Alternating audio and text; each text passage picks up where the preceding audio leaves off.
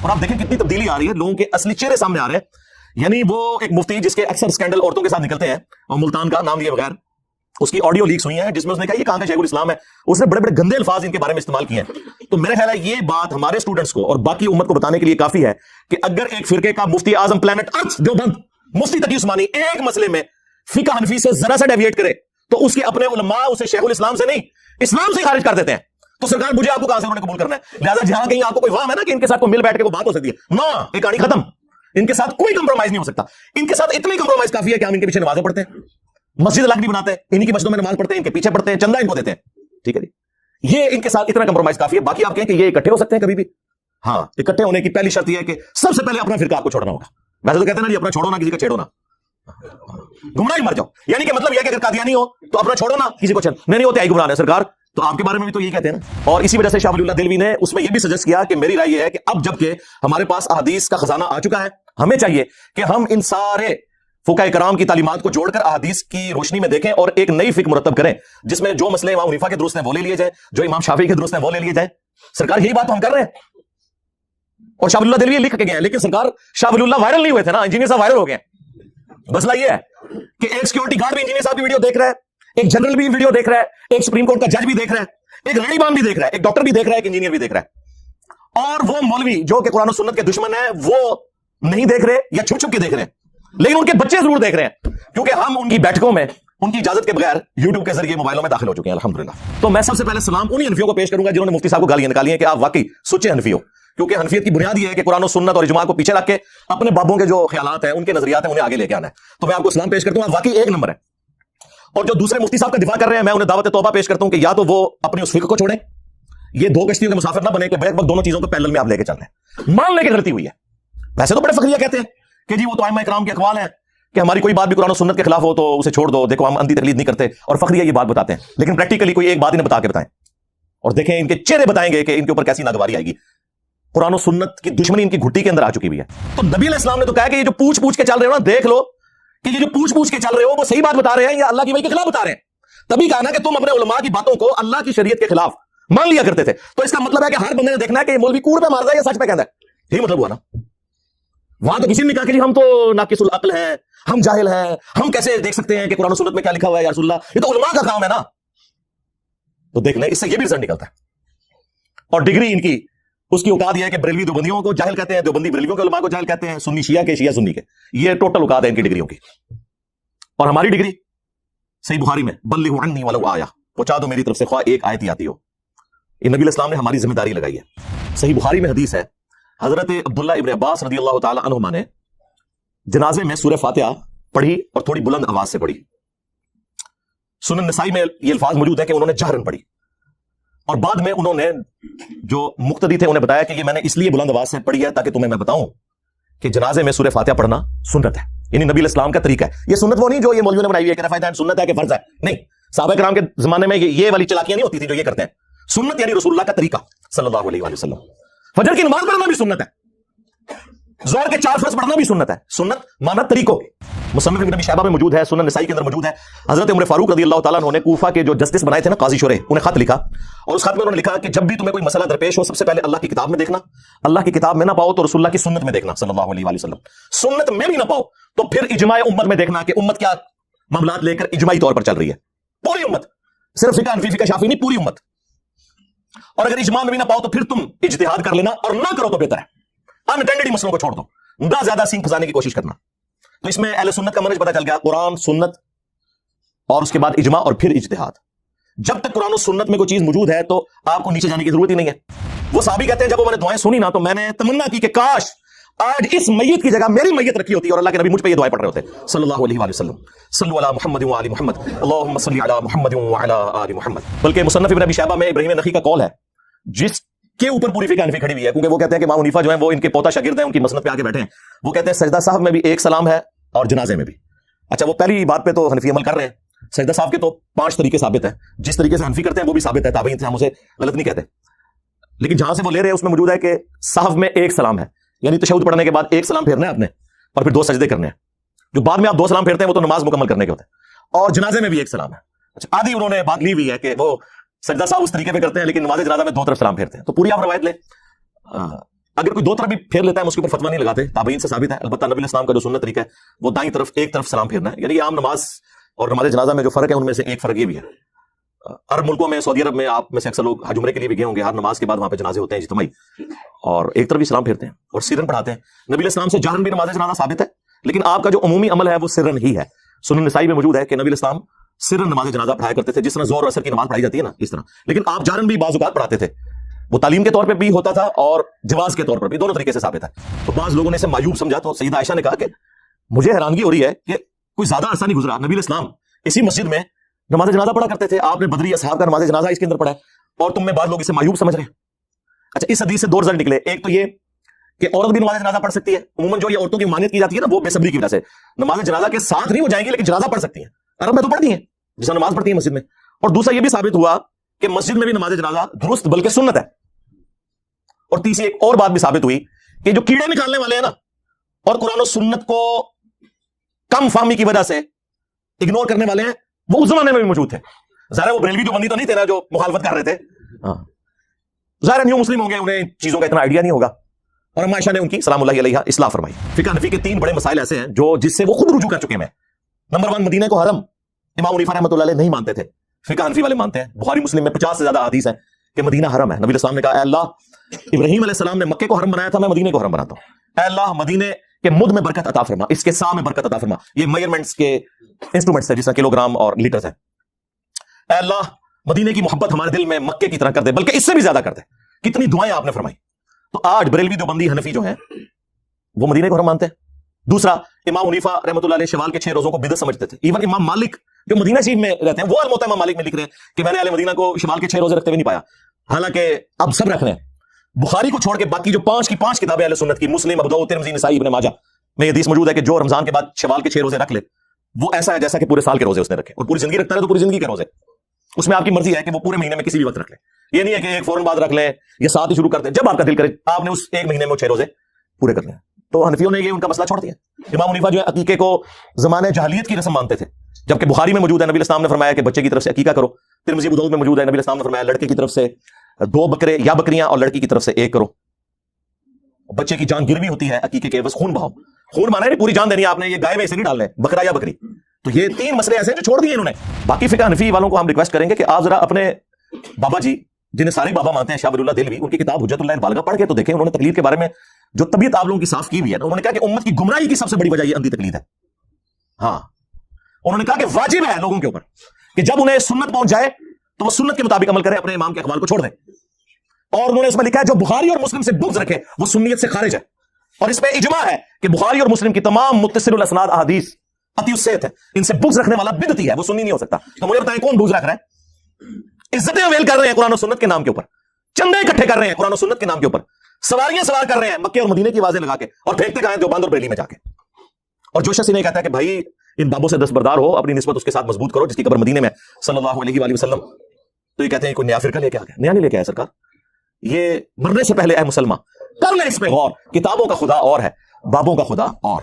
بابے بھی اسی خدا کو مانتے ہیں لیکن ان کوالٹیز کے ساتھ نہیں جو وحی کے ذریعے آئی ہیں, بلکہ ان کوالٹیز کے ساتھ جو ان کے بزرگوں نے تعلیم فرمائی ہے.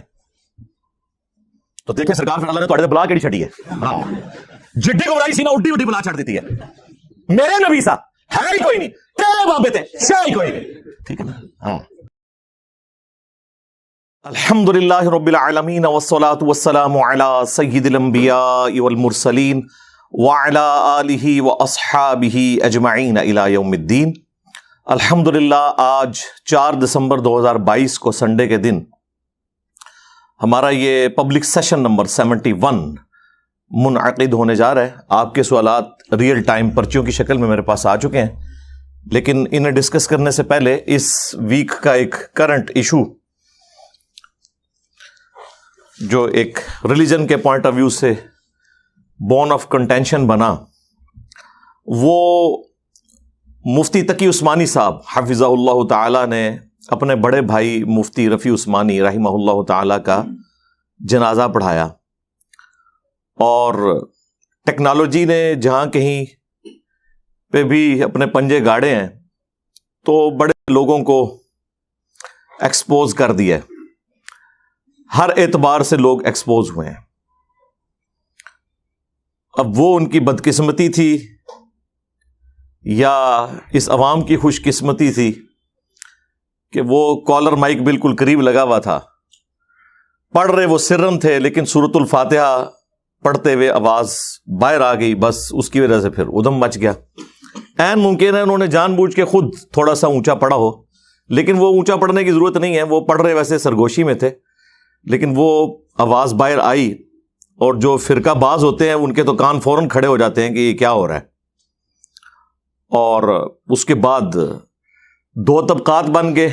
ایک وہ گروہ تھا جو ان کے حق میں بول پڑا, لیکن وہ بولا بھی فرقہ واریت کے انڈر کہ جی یہ جو سورہ فاتحہ پڑھی ہے انہوں نے, یہ ہمارے نزدیک بھی جائز ہے, لیکن ثنا کے طور پر, قرآن کے طور پر نہیں, کیونکہ ہم نے تو ہر وہ بات کرنی ہے جو اللہ کے محبوب صلی اللہ علیہ وآلہ وسلم کی تعلیمات کے اپوزٹ ہو.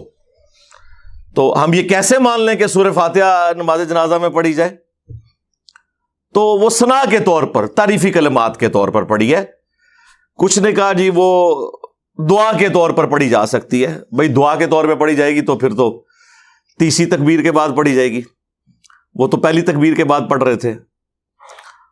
اور جو صحیح سچے کٹر ٹھیٹھ حنفی, جس طرح وہ ہمارے مفتی سعید صاحب فرماتے ہیں, وہ تھے نا, وہ بالکل انہوں نے دلیری سے کہا کہ یہ کہاں کا شیخ الاسلام ہے, اس کو نہیں پتا 1400 سال سے ہمارا جو ایک مذہب چلتا آ رہا ہے اس کے خلاف اس نے ایک ایکٹیویٹی پرفارم کر دی. سرکار 1400 سال نہیں نا, یہ 1100-1200 سال. جو بخاری مسلم میں حدیث ہے, سب سے بہتر زمانہ میرا, پھر میرے صحابہ کا, پھر تابعین کا, پھر تبع تابعین کا, اس کے بعد جھوٹے لوگ پیدا ہوں گے, امانت میں خیانت کریں گے اور موٹاپے کو پسند کریں گے. یہ اس زمانے کی آپ کی بنائی ہوئی فقہ ہے. امام ابو حنیفہ رحمہ اللہ تعالیٰ کو ہم کوئی کنڈیم نہیں کرتے اس حوالے سے. ان کے پاس جتنے لمیٹڈ ریسورسز تھے انہوں نے بیسٹ پرفارم کیا. ان کا یہ کہہ دینا ہی کافی ہے کہ ہماری کوئی بات بھی قرآن و سنت کے, ایون صحابہ کے اقوال کے خلاف ہو تو اسے چھوڑ دو. حجت اللہ البالغہ میں شاہ ولی اللہ دہلوی, جنہیں بریلوی, دیوبندی, اہل حدیث تینوں 12ویں صدی کا مجدد مانتے ہیں. صرف عجم میں نہیں, عرب کے لوگ بھی انہیں بڑی قدر کی نگاہ سے دیکھتے ہیں اس کتاب کی وجہ سے. وہ اردو میں ٹرانسلیٹ ہو چکی ہے, لیکن ہمارے درس نظامی کے کورس کے اندر اس کے نوٹس پڑھائے جاتے ہیں. میں بلیو ایریا کی مسجد میں آج سے آلموسٹ 14 سال پرانی میں بات کر رہا ہوں, دیوبندیوں کی ایک مسجد میں بیٹھا ہوا تھا. تو وہاں مفتی صاحب سے ایک ڈسکشن شروع ہوئی, تو میں نے انہیں کہا کہ حجت اللہ البالغہ میں تو شاہ ولی اللہ دہلوی نے تقلید کو اس امت کی خرابی کی سب سے بڑی وجہ بتایا, اور انہوں نے تو کنڈیم کیا ہے اندھی تقلید کو. وہ کہتے ہیں کہ قرآن و سنت کے دلائل کے اندر اندر آپ نے کسی کی بات ماننی ہے, اور انہوں نے تو ائمہ اربعہ کے اقوال نقل کیے ہیں. وہ بندہ انکاری ہو گیا, وہ کہتا ہے میں نے پڑھی ہوئی ہے. میں نے کہا آپ نے پڑھی نہیں ہوگی, آپ نے صرف نوٹس پڑھے ہوں گے. لے کے آئے حجت اللہ البالغہ, میں آپ کو نکال کے دیتا ہوں. خیر وہ اٹھے نہیں پھر وہاں سے لینے کے لیے, کیونکہ انہیں اندازہ ہو گیا کہ ہمارے ساتھ کام ہمارے بڑوں نے ڈالا ہوا ہے. یہ ان لوگوں کا حال ہے. تو شاہ ولی اللہ دہلوی نے ایک چیپٹر اس میں یہ بھی باندھا ہے کہ امام شافعی رحمۃ اللہ علیہ نے جب فقہ حنفی کو اور فقہ مالکیہ کو دقت نظر سے پڑھنا شروع کیا تو انہیں اندازہ ہو گیا کہ اس کے اندر تو کئی ایک چیزیں ہیں جو صراحتاً مرفوع احادیث کے خلاف ہیں. پھر انہوں نے اس کی کھوج لگائی کہ یہ ٹوٹی کمند کہاں, تو انہیں اندازہ ہوا کہ امام مالک اور امام حنیفہ ان کے اندر ایک کمزوری تھی کہ وہ تابعین کے اقوال سے بھی حجت پکڑتے تھے. یہ کوئی ایسی کمزوری نہیں ہے جسے کوئی کمزوری کہا جائے, لیکن جب صحیح احادیث آ جائیں تو پھر تو تابعین کے وہ قیاس یا ان کے کیے ہوئے اجتہاد تو قبول نہیں کیے جائیں گے. تو پھر انہوں نے اس کی ریمیڈی کی. اسی لیے آپ کو فقہ شافعیہ میں اور فقہ حنبلیہ کے اندر بہت کم کمزوریاں نظر آئیں گی, اور اس کو ایپیکس پہ پہنچایا امام بخاری اور امام مسلم نے. انہوں نے تو پھر کسی کو نہیں چھوڑا, سب سے اختلاف کیا. اور اسی وجہ سے شاہ ولی اللہ دہلوی نے اس میں یہ بھی سجیسٹ کیا کہ میری رائے یہ ہے کہ اب جب کہ ہمارے پاس احادیث کا خزانہ آ چکا ہے, ہمیں چاہیے کہ ہم ان سارے فقہاء کرام کی تعلیمات کو جوڑ کر احادیث کی روشنی میں دیکھیں اور ایک نئی فقہ مرتب کریں, جس میں جو مسئلے امام حنیفہ کے درست ہیں وہ لے لیے جائیں, جو امام شافعی کے درست ہیں وہ لے لیے جائیں, سرکار یہی بات تو ہم کر رہے ہیں. اور شاہ ولی اللہ دہلوی لکھ کے گئے ہیں, لیکن سرکار شاہ ولی اللہ وائرل نہیں ہوئے تھے نا, انجینئر صاحب وائرل ہو گئے ہیں. مسئلہ یہ ہے کہ ایک سیکیورٹی گارڈ بھی انجینئر صاحب کی ویڈیو دیکھ رہا ہے, ایک جنرل بھی ویڈیو دیکھ رہا ہے, ایک سپریم کورٹ کا جج بھی دیکھ رہا ہے, ایک ریڑھی مان بھی دیکھ رہا ہے, ایک ڈاکٹر بھی دیکھ رہا ہے, ایک انجینئر بھی دیکھ رہا ہے. اور وہ مولوی جو کہ قرآن و سنت کے دشمن ہیں وہ نہیں دیکھ رہے یا چھپ چھپ کے دیکھ رہے ہیں, لیکن ان کے بچے ضرور دیکھ رہے ہیں, کیونکہ ہم ان کی بیٹھکوں میں ان کی اجازت کے بغیر یوٹیوب کے ذریعے موبائلوں میں داخل ہو چکے ہیں الحمدللہ. تو اب اس وجہ سے زیادہ فتنہ کھڑا ہو گیا, یعنی وہ پنجابی والا فتنہ نہیں, عربی والا آزمائش. تو یہ ان لوگوں کی حالت ہے. یہ یعنی صفائیاں پیش کر رہے ہیں کہ فقہ حنفی بھی صحیح ہے اور مفتی صاحب بھی صحیح ہیں, اور جو کٹر ٹھیٹ سچے حنفی ہیں وہ کہہ رہے ہیں نہیں مفتی صاحب کی ایسی کی تیسی. تو میں سب سے پہلے سلام انہی حنفیوں کو پیش کروں گا جنہوں نے مفتی صاحب کو گالیاں نکالی ہیں کہ آپ واقعی سچے حنفی ہو, کیونکہ حنفیت کی بنیاد یہ ہے کہ قرآن و سنت اور اجماع کو پیچھے رکھ کے اپنے بابوں کے جو خیالات ہیں, ان کے نظریات ہیں, انہیں آگے لے کے آنا ہے. تو میں آپ کو سلام پیش کرتا ہوں, آپ واقعی ایک نمبر ہیں. اور جو دوسرے مفتی صاحب کا دفاع کر رہے ہیں, میں انہیں دعوت توبہ پیش کرتا ہوں کہ یا تو وہ اپنی اس فکر کو چھوڑیں, یہ دو کشتیوں کے مسافر نہ بنے کہ بیک وقت دونوں چیزوں کو پیرلل میں آپ لے کے چل رہے ہیں. مان لے کے غلطی ہوئی ہے. ویسے تو بڑے فخریہ کہتے ہیں کہ جی وہ تو ائمہ کرام کے اقوال ہیں کہ ہماری کوئی بات بھی قرآن و سنت کے خلاف ہو تو اسے چھوڑ دو, دیکھو ہم اندھی تقلید نہیں کرتے, اور فخریہ یہ بات بتاتے ہیں. لیکن پریکٹیکلی کوئی ایک بات انہیں بتا کے بتائیں, اور دیکھیں ان کے چہرے بتائیں گے کہ ان کے اوپر کیسی ناگواری آئے گی. قرآن و سنت کی دشمنی ان کی گھٹی کے اندر آ چکی ہوئی ہے. یعنی یہ کوئی جان بوجھ کے نہیں ہے, انجانے میں. شیطان بھی ظاہر ہے اسی طریقے سے داخل ہوا ہے. اب وہ ان کے اندر حمیت, اتخذوا احبارہم ورہبانہم اربابا من دون اللہ, یہود و نصارہ نے اپنے علماء کو اور اپنے صوفیوں جوگیوں کو رب مان لیا ہوا تھا اللہ کے مقابلے پر. اب اس آیت مبارکہ کی شرح میں ایک حدیث ہے, اس کی صحت پہ اختلاف ہے, لیکن شیخ البانی اس کو حسن درجے میں مانتے ہیں. جامعہ ترمذی میں ہے, مسند احمد کے اندر موجود ہے, اور شاہ ولی اللہ دہلوی نے بھی تقلید کے رد میں اس حدیث کو حجت اللہ البالغہ میں نقل کیا ہے کہ حاتم طائی جو تھے مشہور عرب کے ایک سخی, ان کے بیٹے مسلمان ہو گئے, عدی ابن حاتم. وہ نبی اسلام کے پاس حاضر ہوئے اور کہا کہ یا رسول اللہ قرآن میں ایک آیت ایسی ہے جو مجھے کھٹکتی ہے, میں چاہ رہا ہوں میں آپ سے اس کا فہم سمجھ لوں. یہ جو سورہ توبہ کی آیت نمبر 31, اتخذوا احبارہم ورہبانہم اربابا من دون اللہ, کہ یہود و نصارہ نے اللہ کے مقابلے پر اپنے مولویوں کو, صوفیوں کو, جوگیوں کو, بزرگوں کو, بزرگان دین کو, علماء کرائم کو, علماء کرام کو, کرائم انگلش والا علماء سو کے لیے وہ بھی درست ہے اپنی جگہ, یہ جو رب مان لیا ہوا تھا. تو ہم تو خود عیسائی رہے, ہم نے تو کبھی عبادت نہیں کی اپنے علماء کی. تو نبی علیہ السلام نے فرمایا کہ کیا تم اپنے علماء اور صوفیوں, رہبان, ان جوگیوں کے کہنے کے اوپر اللہ کی طرف سے جو چیز حلال تھی ان کے کہنے پہ اسے حرام, اور جو اللہ نے حرام کی تھی ان کے کہنے پہ اسے حلال نہیں مان لیا کرتے تھے؟ ان کا یا رسول اللہ ایسے ہی تھا. تو فرمایا یہی تو رب بنانا ہے, کیونکہ شریعت کا کسٹوڈین اللہ ہے, وہ ڈیسائیڈ کرے گا, یہ رب ماننا ہے ان کو. نہیں جی, نبی علیہ السلام نے آپ کا ایک مسئلہ حل کر دیا. جو میرے اوپر بڑی تہمت لگاتے ہیں نا, یہ کہتا ہے جی وہ ڈائریکٹ دیکھیں کہ قرآن و سنت میں کیا ہے, بزرگان دین سے اور علماء سے پوچھ کے نہ چلیں. تو نبی علیہ السلام نے تو کہا کہ یہ جو پوچھ کے چل رہے ہو نا, دیکھ لو کہ یہ جو پوچھ کے چل رہے ہو وہ صحیح بات بتا رہے ہیں یا اللہ کی وحی کے خلاف بتا رہے ہیں. تبھی کہا نا کہ تم اپنے علماء کی باتوں کو اللہ کی شریعت کے خلاف مان لیا کرتے تھے. تو اس کا مطلب ہے کہ ہر بندے نے دیکھنا ہے کہ یہ مولوی کوڑ پہ مار رہا ہے یا سچ پہ کہندا ہے. یہی مطلب ہوا نا. وہاں تو کسی نے نہیں کہا کہ جی ہم تو ناقص العقل ہیں, ہم جاہل ہیں, ہم کیسے دیکھ سکتے ہیں کہ قرآن و سنت میں کیا لکھا ہوا ہے یا رسول اللہ, یہ تو علماء کا کام ہے نا. تو دیکھ لیں, اس سے یہ بھی رزلٹ نکلتا ہے. اور ڈگری ان کی, اس کی اوقات یہ ہے کہ بریلوی دیوبندیوں کو جاہل کہتے ہیں, دیوبندی بریلویوں کے علماء کو جاہل کہتے ہیں, سنی شیعہ کے, شیعہ سنی کے. یہ ٹوٹل اوقات ہے ان کی ڈگریوں کی. اور ہماری ڈگری صحیح بخاری میں بلغ عنی ولو آیا، پہنچا دو میری طرف سے خواہ ایک آیت ہی آتی ہو. یہ نبی علیہ السلام نے ہماری ذمہ داری لگائی ہے. خیر یہ ایک ٹاپک الگ سے ہے، میں اس طرف واپس آتا ہوں. جو تقی عثمانی صاحب نے نماز جنازہ میں سورہ فاتحہ پڑھی تو یہ انہوں نے کوئی خلاف سنت کام نہیں کیا، صحیح طریقہ یہی ہے. صحیح بخاری میں حدیث ہے، حضرت عبداللہ ابن عباس رضی اللہ تعالی عنہما نے جنازے میں سورہ فاتحہ پڑھی اور تھوڑی بلند آواز سے پڑھی.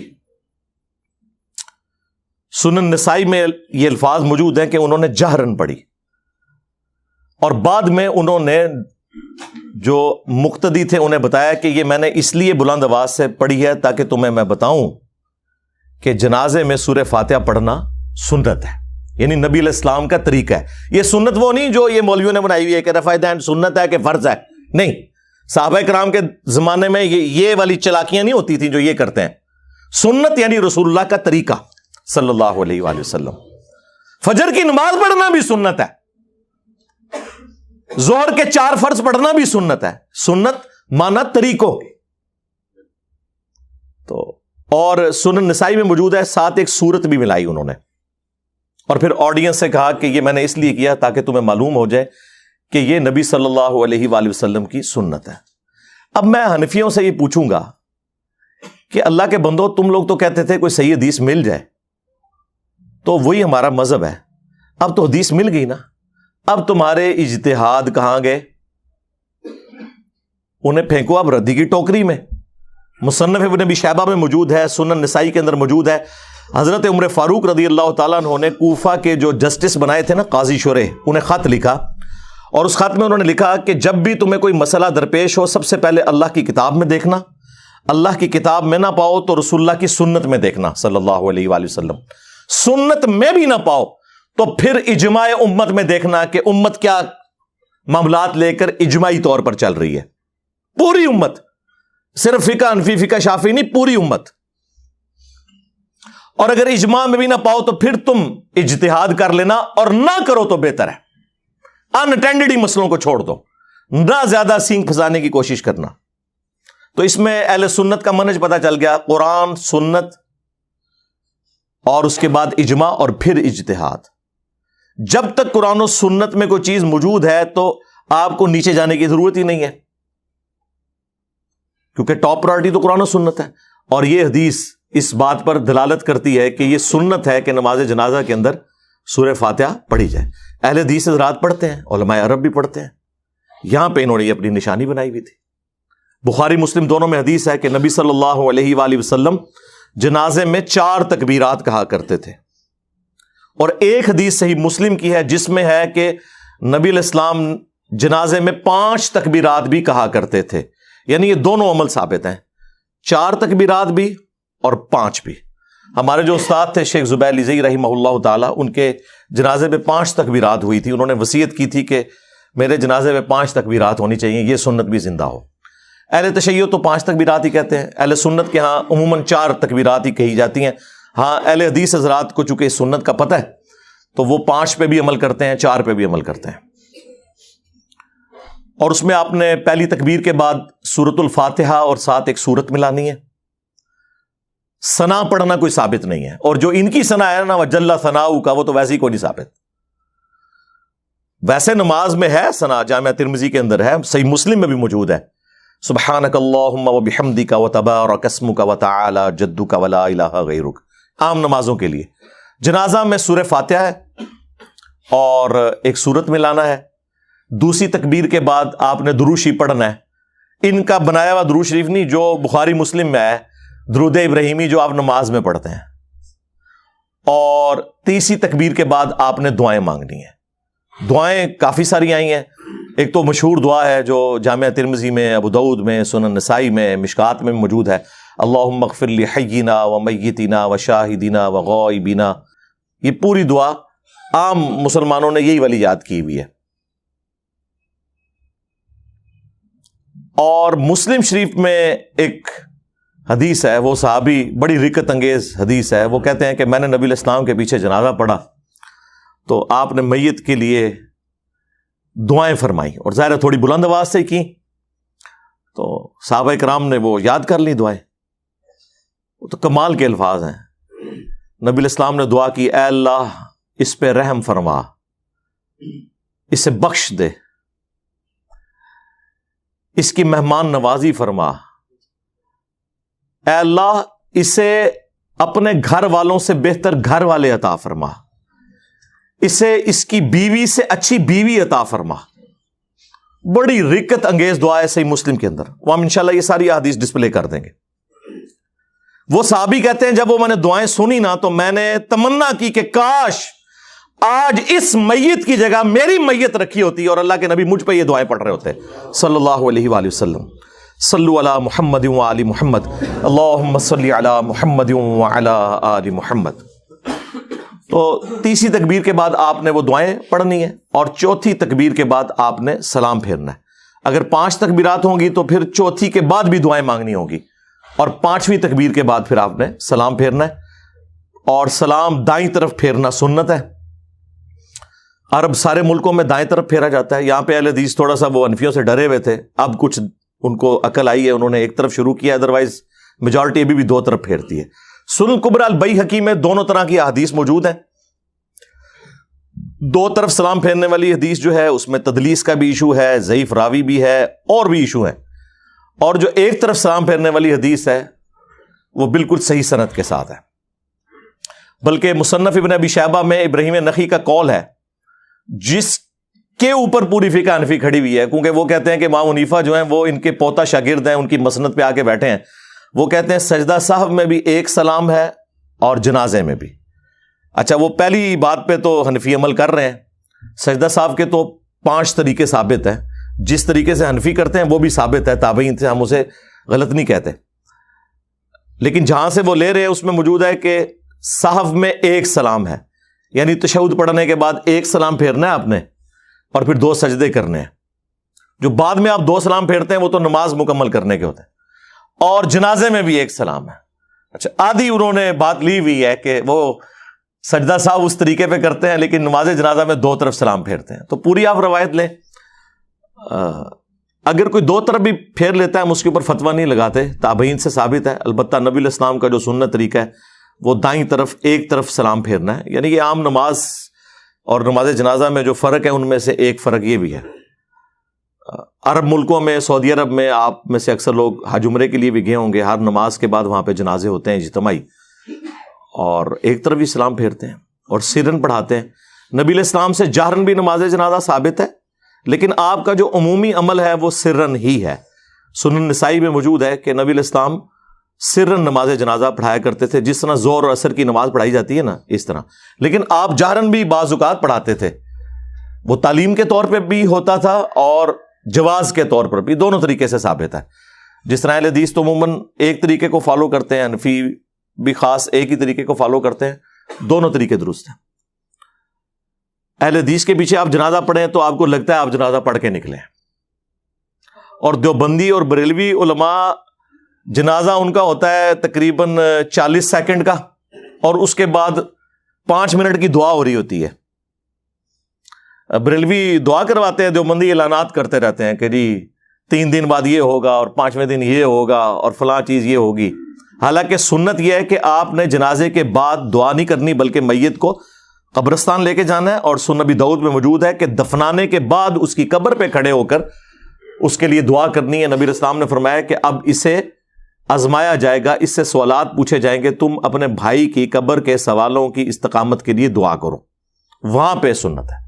اور وہ صحیح مسلم میں حضرت عمر بن عاص کی وہ رکت انگیز حدیث بھی موجود ہے جس میں انہوں نے اینڈ پہ وصیت کی تھی کہ جب میں مر جاؤں تو میری قبر پہ اتنی دیر بیٹھے رہنا جتنی دیر ایک اونٹ کو نہر کر کے اس کا گوشت تقسیم کیا جاتا ہے, تاکہ میں اپنی قبر سے مانوس ہوں اور اللہ کے آئے ہوئے مہمانوں کو جوابات دے سکوں. یعنی 2-2.5 گھنٹے قبر پہ بیٹھنا دفنانے کے بعد, یہ بھی سنت ہے. ظاہر سنت صحابہ کرام سے کوئی چیز ثابت ہو جائے گی تو وہ سنت اور دین کی کیٹیگری میں فال کرے گی. تو وہ دعا وہاں پہ آپ نے جا کے کرنی ہے. تو یہ نماز جنازہ کے بارے میں عموماً کہ یہ ایک متس مشہور ہے, اس لیے میں نے اس کو کلیئر کر دیا. اسی طریقے سے حنفیوں میں آپ دیکھیں گے وہ انہوں نے ایک چیز پکی پکڑی ہوئی ہے کہ نماز جنازہ صرف جنازہ گاہ میں ہوگا یا گراؤنڈ میں ہوگا, مسجد میں نہیں وہ پڑھنے دیتے. ایون کئی مسجدیں ہیں نا تو مسجد کے باہر وہ میت رکھ کے نا نماز جنازہ پڑھ رہے ہوتے ہیں, مسجد کے اندر نہیں پڑھتے. یہ ٹھیک ہے کہ آپ علیہ السلام کی عمومی سنت اور افضل عمل یہی ہے کہ آپ نے جنازہ گاہ یا عیدگاہ میں پڑھنی ہے نماز جنازہ, بخاری مسلم میں احادیث ہے. لیکن سرکار مسلم شریف میں یہ ایک حدیث موجود ہے کہ سعد ابن ابی وقاص جب فوت ہوئے, فاتح ایران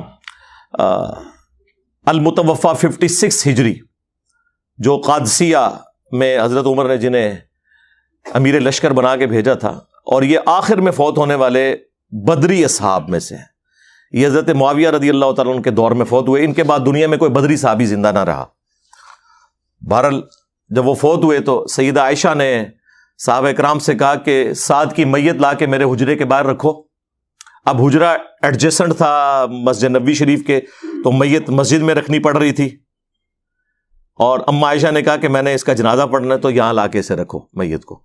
تو بعض لوگوں نے اسے معیوب سمجھا, تو سیدہ عائشہ نے کہا کہ مجھے حیرانگی ہو رہی ہے کہ کوئی زیادہ عرصہ نہیں گزرا, نبی علیہ السلام اسی مسجد میں نماز جنازہ پڑھا کرتے تھے, آپ نے بدری اصحاب کا نماز جنازہ اس کے اندر پڑھا ہے, اور تم میں بعض لوگ اسے معیوب سمجھ رہے ہیں.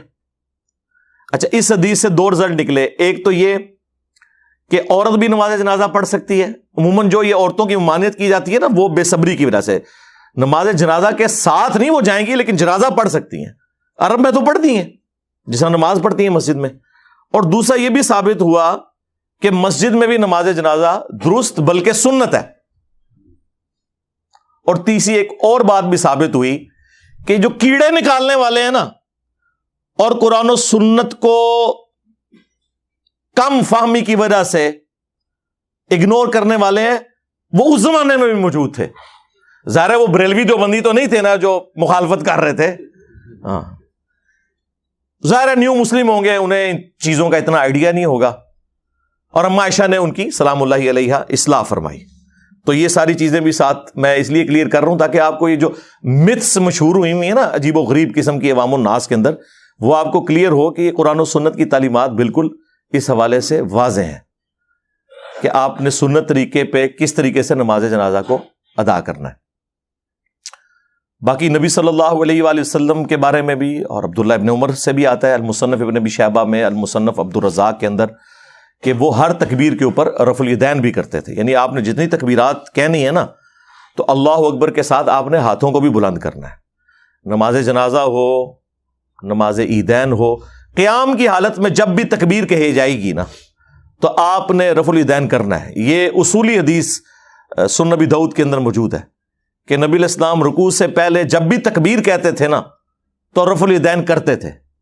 کوئی بھی تکبیر ہوتی تھی, چاہے وہ عیدین کی ہو, چاہے وہ جنازہ کی ہو, ایون وطر کی دعا سے پہلے بھی اگر آپ تکبیر کہیں تو آپ رفع الیدین کریں, اور اس کے بعد دعائے قنوت پڑھیں. تو یہ سنت ہے. اس کے بعد آپ کی مرضی ہے, آپ نے ہاتھ باندھ کے نماز جنازہ پڑھنا ہے یا ہاتھ کھول کے. وہ عام نماز میں بھی دونوں طریقے سے سنت ہے. میری اس کے اوپر کئی ایک ویڈیوز ریکارڈڈ ہیں, وہ آپ دیکھ سکتے ہیں. باقی فقہ حنفی والوں کو ہم ریکویسٹ کریں گے کہ آپ ذرا اپنے بابا جی, جنہیں سارے ہی بابا مانتے ہیں, شاہ ولی اللہ دہلوی, ان کی کتاب حجت اللہ البالغہ پڑھ کے تو دیکھیں. انہوں نے تقلید کے بارے میں جو طبیعت آپ لوگوں کی صاف کی ہوئی ہے نا, انہوں نے کہا کہ امت کی گمراہی کی سب سے بڑی وجہ یہ اندھی تقلید ہے. ہاں, انہوں نے کہا کہ واجب ہے لوگوں کے اوپر کہ جب انہیں سنت پہنچ جائے تو وہ سنت کے مطابق عمل کریں, اپنے امام کے اقوال کو چھوڑ دیں. اور انہوں نے اس میں لکھا ہے جو بخاری اور مسلم سے بغض رکھے وہ سنیت سے خارج ہے. اور اس پہ اجماع ہے کہ بخاری اور مسلم کی تمام متصل الاسناد احادیث قطعی الصحت ہیں. ان سے بغض رکھنے والا بدعتی ہے, وہ سنی نہیں ہو سکتا. تو مجھے بتائیں کون بغض رکھ رہا ہے؟ عزتیں اویل کر رہے ہیں قرآن و سنت کے نام کے اوپر, چندے اکٹھے کر رہے ہیں قرآن و سنت کے نام کے اوپر, سواریاں سوار کر رہے ہیں مکے اور مدینے کی آوازیں لگا کے, اور پھینکتے کہاں ہیں دیوبند اور بریلی میں جا کے. اور جو شخص انہیں کہتا ہے کہ بھائی ان بابوں سے دستبردار ہو, اپنی نسبت اس کے ساتھ مضبوط کرو جس کی قبر مدینے میں صلی اللہ علیہ وآلہ وسلم, تو یہ کہتے ہیں کوئی نیا فرقہ لے کے آ گیا. نیا نہیں لے کے آیا سرکار, یہ مرنے سے پہلے اے مسلمان کر لے اس پہ غور, کتابوں کا خدا اور ہے, بابوں کا خدا اور. بابے بھی اسی خدا کو مانتے ہیں, لیکن ان کوالٹیز کے ساتھ نہیں جو وحی کے ذریعے آئی ہیں, بلکہ ان کوالٹیز کے ساتھ جو ان کے بزرگوں نے تعلیم فرمائی ہیں. تو دیکھیں سرکار پھر اللہ نے تو بلا کیڑی چھڑی ہے. ہاں جڈی گمراہی سی نا اڈی وڈی بلا چھڑ دیتی ہے. میرے نبی سا ہے ہی کوئی نہیں, تیرے بابے تے شے ہی کوئی نہیں. ٹھیک ہے نا. ہاں تو وہ آپ یہ دیکھیں, یہ جب کبھی گمراہی بڑے لیول کی آتی ہے نا تو اس کے آگے پھر ہرڈل اور رکاوٹ اور اسے ختم کرنے کے لیے اسی لیول کی بڑی آواز پھر بلند ہوتی ہے. اور یہ یقین کریں کہ مجھے بھی نہیں پتا کہ مجھے کس طریقے سے اللہ تعالیٰ نے لا کے تو اس پلیٹ فارم پہ اتنی دلیری کے ساتھ کھڑا کر دیا. یہ انسان اپنی مرضی سے کچھ نہیں کر سکتا. اللہ تعالیٰ وقت کے ساتھ حالات و واقعات فیوریبل کرتا ہے. ظاہر ہے کہ ابھی اس وقت جو ہم باتیں کر رہے ہیں, آج سے 15-20 سال پہلے تو تصور ہی نہیں تھا. ملک کے حالات ہی ایسے نہیں تھے. ہر چیز فیوریبل ہوتی ہے, اللہ تعالیٰ کی تائید شامل ہوتی ہے, تو پھر یہ معاملات بہتری کی طرف جاتے ہیں. تو ہم ان کو بار بار یہ چیز سمجھا رہے ہیں کہ اللہ سے ڈر جائیں, اپنی اصلاح کریں. اور جو آپ فخریہ بتاتے ہیں کہ ہم اندھے مقلد نہیں ہیں, اور کئی جگہ پہ واقعی آپ لوگوں نے اپ رائٹ ہونے کا ثبوت دیا ہے. مثلا فقہ حنفی کے 3 بڑے مسائل ایسے ہیں جس سے وہ خود رجوع کر چکے ہیں. نمبر 1, مدینے کو حرم امام حنیفہ رحمۃ اللہ علیہ نہیں مانتے تھے, فقہ حنفی والے مانتے ہیں. بخاری مسلم میں 50 سے زیادہ احادیث ہیں کہ مدینہ حرم ہے. نبی علیہ السلام نے کہا, اے اللہ ابراہیم علیہ السلام نے مکے کو حرم بنایا تھا, میں مدینے کو حرم بناتا ہوں. اے اللہ مدینے کے مد میں برکت عطا فرما, اس کے سا میں برکت عطا فرما. یہ میئرمنٹس کے انسٹرومنٹس تھے, جس طرح کلو گرام اور لیٹرز ہیں. اے اللہ مدینے کی محبت ہمارے دل میں مکے کی طرح کر دے, بلکہ اس سے بھی زیادہ کر دے. کتنی دعائیں آپ نے فرمائی. تو آج بریلوی دیوبندی حنفی جو ہیں وہ مدینے کو حرم مانتے ہیں. دوسرا, امام حنیفہ رحمۃ اللہ علیہ شوال کے 6 روزوں کو بدعت سمجھتے تھے. ایون امام مالک جو مدینہ شریف میں رہتے ہیں, وہ الموطا امام مالک میں لکھ رہے ہیں کہ میں نے اہل مدینہ کو شوال کے 6 روزے رکھتے ہوئے نہیں پایا, حالانکہ اب سب رکھنے ہیں. بخاری کو چھوڑ کے باقی جو 5 کی 5 کتابیں اہل سنت کی, مسلم, ابو داؤد, ترمذی, نسائی, ابن ماجہ میں یہ حدیث موجود ہے کہ جو رمضان کے بعد شوال کے 6 روزے رکھ لے وہ ایسا ہے جیسا کہ پورے سال کے روزے اس نے رکھے, اور پوری زندگی رکھتا رہے تو پوری زندگی کے روزے. اس میں آپ کی مرضی ہے کہ وہ پورے مہینے میں کسی بھی وقت رکھ لیں. یہ نہیں ہے کہ ایک فوراً بعد رکھ لیں یا ساتھ ہی شروع کر دیں, جب آپ کا دل کرے آپ نے اس ایک مہینے میں وہ 6 روزے پورے کرنے ہیں. تو حنفیوں نے یہ ان کا مسئلہ چھوڑ دیا. امام حنیفہ جو ہے عقیقے کو زمانہ جاہلیت کی رسم مانتے تھے, جبکہ بخاری میں موجود ہے نبی علیہ السلام نے فرمایا کہ بچے کی طرف سے عقیقہ کرو. ترمذی ابو داؤد میں موجود ہے نبی علیہ السلام نے فرمایا لڑکے کی طرف سے 2 بکرے یا بکریاں اور لڑکی کی طرف سے 1 کرو. بچے کی جان گروی ہوتی ہے عقیقے کے عوض خون بہاؤ. خون مانا ہے نہیں پوری جان دینی ہے آپ نے, یہ گائے میں اسے نہیں ڈالنے, بکرا یا بکری. تو یہ 3 مسئلے ایسے ہیں جو چھوڑ دیے انہوں نے. باقی یہ جو کسی کو وہم آ جاتا ہے نا, یار وہ اتنے بڑے بزرگ سے کیسے بات چھپی رہے گی, اور چھڑ دو, ان سے بڑے بڑے بزرگوں سے باتیں چھپی رہ گئی ہیں. بخاری مسلم دونوں میں حدیث ہے, حضرت عمر امیر المومنین ہے, ان کے دور کے اندر حضرت ابو ہریرہ رضی اللہ تعالیٰ عنہ اور حسان ابن ثابت مسجد نبوی میں بیٹھے ہوئے ہیں. حضرت حسان جو ہیں وہ انہیں نعتیہ اشعار سنا رہے ہیں. حضرت عمر وہاں سے گزرے, کہا کچھ نہیں, صرف دیکھا. انہوں نے کہا عمر اس طرح نہ دیکھ میری طرف, تجھ سے بہتر شخص مسجد میں ہوتا تھا, میں اسے بھی نعتیہ اشعار سناتا تھا. حضرت عمر کا اتنا روب ہے. اور دیکھیں حضور کے اسٹوڈنٹس کتنے دلیر ہیں, یعنی یہ وہی ہے کہ شاعری کوئی نہیں, ہاں یہ وہی ہے. ہاں تو حضرت عمر نے کہا کہ اپنا گواہ لے کے آؤ. انہوں نے کہا یہ ابو ہریرہ بیٹھے ہیں, ان سے پوچھے. تو حضرت ابو ہریرہ نے کہا کہ میں گواہی دیتا ہوں کہ نبی علیہ السلام نہ صرف حضرت حسان سے نعتیہ اشعار سنتے تھے بلکہ دعا فرمایا کرتے تھے, اے اللہ حسان کی مدد فرما روح قدس کے ذریعے, جس طرح تو نے عیسیٰ ابن مریم کی مدد فرمائی تھی. وہ ایدناہ بروح القدس. تو حضرت عمر وہاں سے چلے گئے. انہوں نے یہ نہیں کہا کہ علیکم بسنتی و سنت الخلفاء الراشدین المہدیین. انہیں پتا تھا کہ یہ اسی صورت میں ہے جب قرآن و سنت کے انڈر ہو, جہاں کی مجھ سے مس ہینڈلنگ ہوگی تو میں رجوع کروں گا. دوسرا اس سے یہ رزلٹ نکلا کہ بڑے سے بڑے شخص سے بھی حدیث چھپی ہو سکتی ہے. حضرت عمر سے بڑا کون تھا؟ تو اگر حضرت عمر کو یہ حدیث نہیں پتا تھی تو امام حنیفہ کو اگر کوئی حدیث نہیں پہنچی تو اس میں کون سا مسئلہ ہے؟ اور تیسرا، حضرت ابو ہریرہ کو حجت مانتے تھے حضرت عمر، لہذا وہ جو ان کے بارے میں پروپیگنڈا ہوتا ہے کہ وہ ان کی حدیثیں قبول نہیں کرتے تھے، یہ بالکل غلط بات ہے. ویسے الگ سے اس پہ میری ویڈیو ریکارڈ ہو چکی ہے. ایک اور مثال، وہ بھی بخاری مسلم دونوں میں. حضرت ابو ہریرہ نبی الاسلام کی وفات کے بعد 30 سال تک یہ فتویٰ دیتے تھے کہ جس شخص کے اوپر غسل فرض ہو وہ روزہ نہیں رکھ سکتا. 30 سال میں نے کیلکولیٹ کیے، کیونکہ اس وقت مدینے کا گورنر مروان بن حکم تھا، اور مروان بن حکم حضرت معاویہ کے دور میں رضی اللہ تعالیٰ عنہ گورنر مدینہ بنا. حضرت عائشہ تک جب بات پہنچی تو انہوں نے فرمایا کہ نبی علیہ السلام تو جنبی ہوتے تھے اور فجر کا وقت داخل ہونے کے بعد غسل اتارا کرتے تھے اور روزہ رکھ لیا کرتے تھے. جب حضرت ابو ہریرہ تک یہ بات پہنچی تو انہوں نے اپنے فتوے سے رجوع کر لیا. یار اگر حضرت ابو ہریرہ جو سب سے زیادہ احادیث روایت کرنے والے ہیں ان سے کوئی حدیث چھپی رہ گئی ہے، سرکار تو آڑے بابے تے شاہی کوئی نہیں. دیکھو کیسا یونیورسل جملہ آپ کو دیا ہے. ابو ہریرہ جیسا ہے ہی کوئی نہیں، تیرا بابا تے شاہی کوئی نہیں. ان سے بھی تو رہ گئی نا ایک بات، اوور لک ہوگی. اس طرح کی کئی ایک مثالیں میں نے مسئلہ 197 ریکارڈ کروا دی ہے، جسے شوق ہے نا. مسئلہ 197، اماموں کی 4 اماموں کی تقلید اور اماموں کی گستاخی کا الزام. بھائی اماموں کی گستاخی تو آپ لوگ کر رہے ہیں. اماموں نے کب کہا ہے کہ آپ انہیں اللہ اور اس کے محبوب صلی اللہ علیہ وآلہ وسلم کے مقابلے پہ پوجنا شروع کر دیں؟ انہیں تو اپنی آخرت کی فکر تھی. انہوں نے کب اس طرح کی تعلیمات دی ہیں؟ یہ آپ لوگوں نے ان کے ساتھ غلط چیزیں منسوب کر دی ہیں. بخاری مسلم میں حدیث ہے، مولا علی اس کے راوی ہیں. وہ کہتے ہیں کہ ایک انصاری کو نبی الاسلام نے امیر بنا کے بھیجا، کچھ صحابہ کو ایک مہم پر روانہ کیا، اور اس امیر کو اتنا غصہ آیا کہ اس نے اپنے سب آرڈینیٹس کو کہا کہ ایک آگ کا الاؤ جلاؤ. اور جب خوب بھڑک گیا تو اس نے کہا کہ میں تمہارا امیر ہوں، میری اطاعت رسول اللہ کی اطاعت اور رسول اللہ کی اطاعت اللہ کی اطاعت ہے، اور میری نافرمانی رسول اللہ کی نافرمانی اور رسول اللہ کی نافرمانی اللہ کی نافرمانی ہے. اب میں تمہیں حکم دیتا ہوں کہ اس آگ میں کودو. تو وہ حنفی ہوتے تو شاید کود ہی جاتے ہیں، ویسے انہیں بھی نہیں کودنا. ایک گالی کر دیں تقلید دی. تو انہوں نے کہا کہ ہم آگ سے بچنے ہی کے لیے تو رسول اللہ کے دامن کرم میں آئے تھے، تو پھر ہمیں آگ میں پھینک رہا ہے. تو ہمارا امیر ہے لیکن تیری یہ بات نہیں مانیں گے.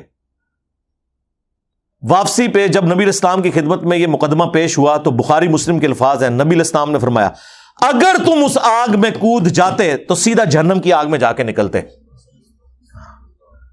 اللہ کی نافرمانی میں مخلوق کی اطاعت نہیں ہے. مخلوق کی اطاعت صرف معروف میں ہے، منکر میں نہیں ہے.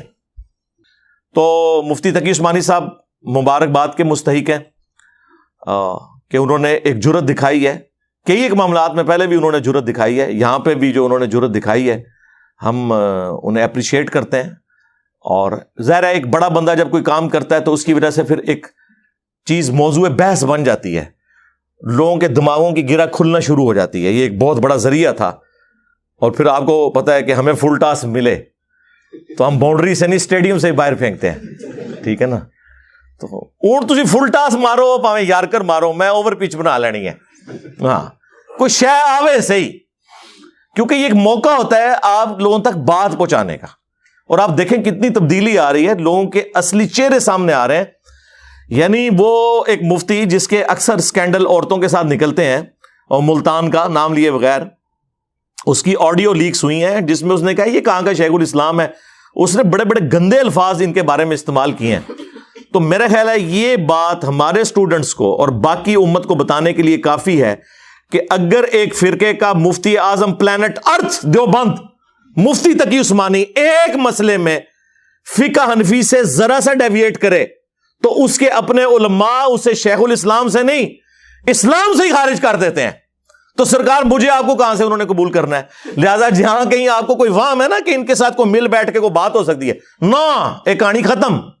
ان کے ساتھ کوئی کمپرومائز نہیں ہو سکتا. ان کے ساتھ اتنا ہی کمپرومائز کافی ہے کہ ہم ان کے پیچھے نمازیں پڑھتے ہیں، مسجد الگ نہیں بناتے، انہی کی مسجدوں میں نماز پڑھتے ہیں، ان کے پیچھے پڑھتے ہیں، چندہ ان کو دیتے ہیں. ٹھیک ہے جی، یہ ان کے ساتھ اتنا کمپرومائز کافی ہے. باقی آپ کہیں کہ یہ اکٹھے ہو سکتے ہیں کبھی بھی، ہاں اکٹھے ہونے کی پہلی شرط یہ ہے کہ سب سے پہلے اپنا فرقہ آپ کو چھوڑنا ہوگا. ویسے تو کہتے ہیں نا جی اپنا چھوڑو نہ کسی کا چھیڑو نہ, گمراہ ہی مر جاؤ. یعنی کہ مطلب یہ ہے کہ اگر قادیانی ہو تو اپنا چھوڑو نہ کسی کو چھیڑ. نہیں ہوتے آئی گمراہ ہے سرکار, تو آپ کے بارے میں بھی تو یہی کہتے ہیں نا. اعلیٰ حضرت کے قربان صدقے انہوں نے مسئلہ حل کر دیا, ورنہ تو میں آپ کو بتاتا کہ ایک دوسرے کو کافر کہتے ہیں, آپ لوگوں نے ماننا ہی نہیں تھا. یہ کفر سے بھی آگے احکام شریعت میں اعلیٰ حضرت فاضل بریلوی المتوفا 1340 ہجری بمطابق 1921 ان کی ڈیتھ ہوئی, 101 سال ہو چکا ہے. کچھ عرصہ پہلے انہوں نے اعلیٰ حضرت کا وہ 100 سالہ جشن اعلیٰ حضرت بھی منایا ہے. انہوں نے احکام شریعت میں جو فتووں کی ان کی کتاب ہے, یہ ملفوظات شریف نہیں ہے, خود فتوے لکھے ہیں. ان سے پوچھا گیا کہ یہ جو ذبیحہ ہے وہابیہ کا, اس کے بارے میں آپ کا کیا خیال ہے؟ تو انہوں نے کہا رکو ذرا صبر کرو ابھی بتاتا ہوں. انہوں نے کہا تو نے تو وہابیہ کا پوچھا, سن پھر دیکھ آج ہم ہر چیز کھول کھول کے تجھے بیان کریں گے. انہوں نے کہا کہ دیوبندی ہو, اہل حدیث وہابی ہو, رافضی شیعہ ہو, قادیانی ہو, نیچری ہو. نیچری وہ کہتے ہیں یہ جو سر سید احمد خان کے ماننے والے, جو نیچر میں بلیو کرنے والے, وہ ساروں کا ذکر کر. انہوں نے کہا یہ 1,00,000 دفعہ بھی اللہ کا نام لیں ذبیحہ مردار ہی رہے گا. یہ سب کے سب مرتد ہیں. مرتد کا مطلب کافر نہیں, اس سے اگلی بات کہ یہ واجب القتل ہیں. ویسے اعلیٰ حضرت سے مجھے اختلاف ہے, مرتد تب ہوتے جب یہ بریلوی چھوڑ کے ادھر آتے. مرتد کہاں سے ہوئے ہیں وہ, ان کا اپنا نظریہ ہے.